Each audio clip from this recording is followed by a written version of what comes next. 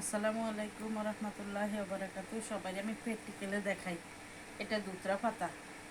যারা এগুলা কুচি করে বাজি করে ডাল দিয়ে রান্না করে খাইবেন, এদেরকে মাথা ঘুরাইবে, পাগল হয়ে যাবে।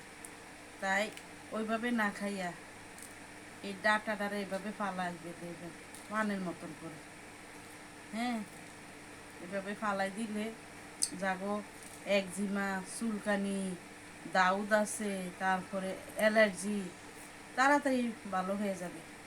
7 দিন 7টা পাতা খাবেন। এভাবে এই রগ এগুলো হয়েছে আপনার লাই, গুড়াই মাথা। তেঁতুল খাইলে ঠিক হয়ে যায়, তেঁতুল না খাইলে একেবারে পাগল হইয়া পানিতে ফালাইলে তারপরে যায় মাথা ঠিক হয়। এই যে খাবেন একটু তিতা তিতা হালকা পানি খাবেন।